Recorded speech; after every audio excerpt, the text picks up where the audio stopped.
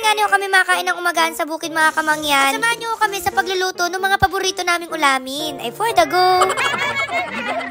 So yun nga niyo mga kamangyan, sobrang ganda na naman ang gising namin ngayon kasi syempre di tayo makakain ng umagahan sa bukid. At kaya nga niyo rin sobrang excited namin mga kamangyan kasi nga niyo sumakto na may nagpadala sa amin ng longganisa. Sakto din naman na hindi kami nakabili kanina sa palengke. Grabe, alam na alam niyo talaga yung mga kailangan namin. Hala, alam niyo gaho kung saan pagaling aring longganisa na arin. Ako hulaan niyo. Hala, bakit naman nagpahula? Syempre hindi naman sila makakasagot. Galing pa nga niyo arin ng Ilocos. O tingnan niyo naman kung gaano kalayo. Feeling ko panis na to. Hoy, hindi. Bukas na pagkabukas ko pa nga nila ang mga kamangyan, sobrang amoy ko na napakabango. Hindi pa yan luto pero parang gusto ko nang kainin. Hoy, grabe, napaka-OA. Sobrang excited na nga niyo kaming maluto at matikman aring mga kamangyan kasi ang alam ko talaga, Ilocos ang isa sa may pinakamasarap na longganisa sa buong Pilipinas. Sa tunay yung mga kamangyan, kapag garni yung klase ng pagkain na aulamin namin, lutuin, ganyan, talagang ramdam na ramdam mo na ito talaga yung mga pagkain sa probinsya na hanapin mo kahit saan ka magpunta. Talagang mapapakanta ka na, hoy, Pinoy ako. Hala, hindi. Pero pag mga gayaan talagang ulam mga kamangyan, masasabi mo talaga sa sarili mo na, ay, proud probinsyano ako. Grabe, parang naiiyak-iyak pa ako. Hala, ako mga kamangyan. Pero syempre, diga nakakapunta-punta din naman kami ng ibang lugar. Minsan nga ibang bansa pa, ganyan. Pero iba pa rin talaga kapag ang akainin mo yung mga nakasanayan mo ng pagkain. Lalo na yung mga pagkain sa probinsya, kahit baga sobrang sisimple lang. Pero talaga namang pasok na pasok sa panlasa mo. Kahit yung iba dyan, inapitas-pitas lang sa paligid, ng mga gulay-gulay, ganyan. Pinapanghingi sa kapitbahay, okay na. Abay, tingnan nyo naman yung aking pamangkin din. Kaganda ng upo habang nakakain ng mangga, tapos ang paa. Abay, kala mo naman kung sinong senyor. At alam nyo naman mga kamangyan, kapag garning diningan kami nag-aumagahan sa bukid, syempre inadamihan na namin ng luto. Sama-sama na namin yung mga paborito naming ulam sa umaga, ganyan. Ay, nabawi ng kaunti kasi syempre alam nyo naman ng mga bata pa kami. Swerte na kapag nakapag-ulam ng hotdog o kaya naman na itlog. Kadalasan inasabaw namin sa kanin yun nga ni hong kape. Pero masarap na sa amin yun ng mga bata pa kami, ganyan. So ngayon na yung mga aulamin namin din, syempre yung longganisa, itlog, talong, tuyo, yung bangus na isda, kamatis. At syempre may mga prutas-prutas, yung pakwan, mangga, saging, o talaga namang parang picnic na, parang may outing ng magaganap. So ayan, balinugasan na nga ni parang Jundian yun nga yung bangus, parang pampulutan niya yan mamaya, ari. So ayan, balik na tayo din sa inaluto ko longganisa mga kamangyan. Alay, rin naman ay madali lang gawa ng nilagyan laang ng tubig. Bali,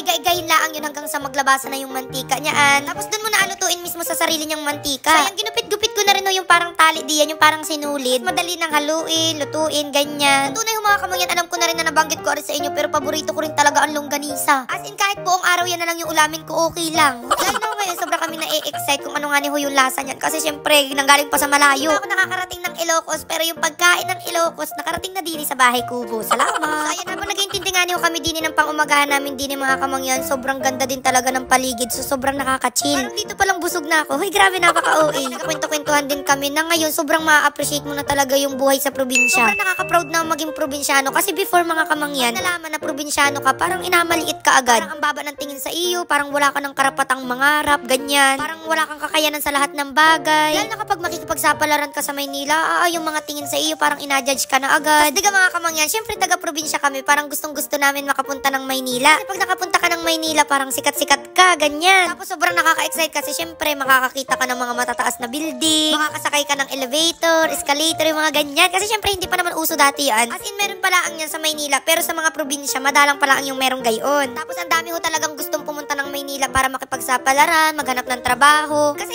di yan nga ni maraming opportunity. Tapos yun nga ni makikita mo yung ibang tao doon, pagtawanan ka sa pananamit mo, sa itsura mo. Lalo na kapag marami kang bagahe na dala-dala, ay naku, grabe yung mga tinginan sa iyo. Pero hindi nyo alam, grabe kaya ang mga probinsyano. Pugit maganda, grabe magmahal. Hala, diskarte na meron sila, grabe mangarap, magtrabaho para sa pamilya. Pero sa panahon ho ngayon, ako hindi na nakakahiya maging probinsyano. Nakaka-proud na, kaya mo nang maipagmalaki, kaya mo nang sabihin sa kanila na, probinsyano ako, ito yung probinsya ko. Kaya mo nang makipagsabayan.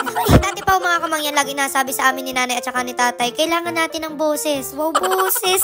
Hello, big brother. Wow, big brother. Hindi. May boses na tunay na Pilipino, tunay na probinsyano, tunay na, grabe napaka-OA. Yung nasabi ni tatay, para hindi man tayo basta-basta inaapi, para may tagapagtanggol. Ay, grabe, Superman. So, ayun, balik na tayo din mga kamangyan. Grabe, sobrang daming kadaldalan. So, ayan, medyo marami-rami na ho pala kami naluto ngayon mga kamangyan. Tas aring aking pamangkin, ayan nga ni ho, at nag-try nagluto na rin nga ni yung tuyo. Tapos biglang makanta ng baby shark dut. Ayan, naluto na rin ho pala rin longganisa din at medyo marami-rami rin ho ari. Panigurado, ubos din ari sa amin. Tapos ayan, naluto na rin ho pala ni tatay ari nga ni hong bangus. Ay, for the go. Bala rin nga ni ho pala lahat ari mga kamangyan. At dahil nga ni ho okay na, abay, alam nyo na ho, kumuha na ho kayo ng bahaw diyan. At kami ho, ay sabayan nyo ng kumain din eh. Ay, for the go. So ayun mga kamangyan, sa sobrang dami ho na rin, parang ang next na kain namin bukas na ulit. Ayun nga ni ho mga kamangyan, grabe, gustong gusto ko ho talaga yung mga garning ulam. At update nga ni ho pala doon sa lasa ng longganisa mga kamangyan. Ang sarap po niya, lalo na ho kapag asaw-saw sa suka. So natawa pa nga niya ako dito, gawa ng makuha sana ako ng pakwan. Pagkakita ko, abay, tingnan nyo naman at may sili. Aroy ah. So ayan, enjoy na enjoy talaga akong kumain sa umaga mga kamangyan, lalo na ho kapag nandini sa bukid, tapos garni yung mga ulam. Kasi alam mo yun, masisimulan mo yung umaga, parang marami kang magagawa. Oh, naman. Pero hindi naman ho araw-araw ay garni yung ulam namin ha. Minsan kapag itlog lamang, pag isda lamang. Hindi ho yung gayang karami, kaya kapag nakakaranas ho kami ng garni, syempre nasulit-sulit na namin. Kasi baka ang sunod na rin next year na ulit. Hoy, ang dami ko rin yung kilalang tao mga kamangyan na hindi baga nakain sa umaga. At ako hindi man kabilang doon, talagang hindi ko kayang mabuhay. Nang hindi ko nakain sa umaga, mas kaya ko pa yung wag kumain sa gabi. Kasi pag sa umaga, pag hindi kumain, parang feeling ko talaga wala akong energy. Tapos parang nahihilo ako. Nahihilo. Mga bata nga niyo mga kamangyan, paboritong tambayan yung loob ng bahay kubo kasi yung upuan namin doon na mahaba. Ginagawa nilang padalos-usan, so wala na kaming upuan. Salamat. So after nga niyo kumain namin doon, ayan naman at inakain nila yung mga prutas-prutas. Grabe, ang healthy. Wow naman. After namin magkumagahan mga kamangyan, so magalinis-linis din muna kami din sa bahay kubo, din sa paligid. At sitahin din muna namin yung mga tanim-tanim namin din. Baka nagatampo na sa amin. Aroy ah. So yun mga kamangyan, mamili pa rin ako ng bibigyan ng gift. Basta i-follow nyo lang ang ating page at sharing video. Ano? So hanggang dito na lang ang ating video at makikipaglaro muna ako din sa mga bata din. Bye bye, love you.